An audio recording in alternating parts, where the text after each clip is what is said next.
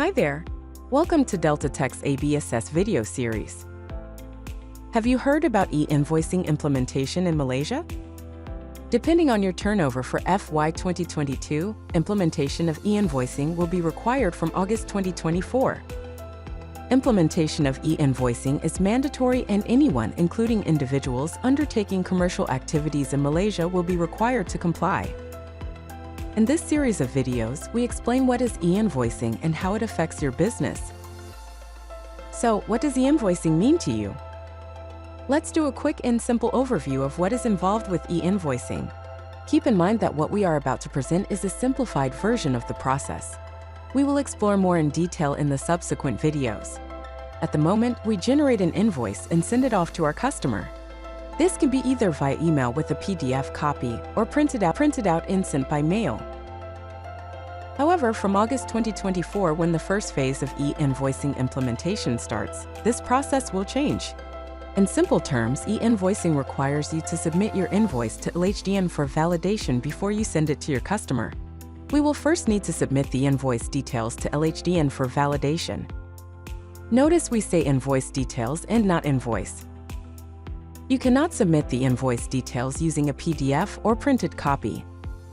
Instead, the invoice details need to be transmitted electronically to LHDN using either XML or JSON format.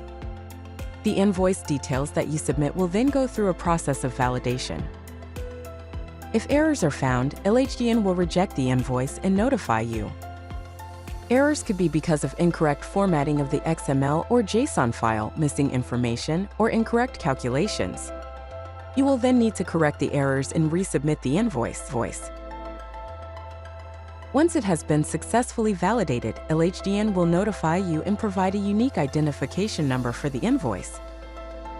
This unique identification number, or UIN, is a reference number issued by LHDN once the invoice is validated. LHDN will also notify the buyer that an invoice has been issued to them. You will then need to embed the unique identification number in a QR code on the invoice and send it to the customer. Sounds complicated? Not to worry. Did you know? ABSS has been providing e-invoicing functionality in Singapore since 2019.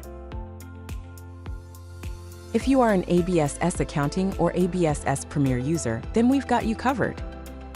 As an Accounting or Premier user, you don't need to worry about what an XML or JSON file is, or whether the file has been correctly formatted, or even concern yourself with calculation errors. All of this will be automatically taken care of by ABSS.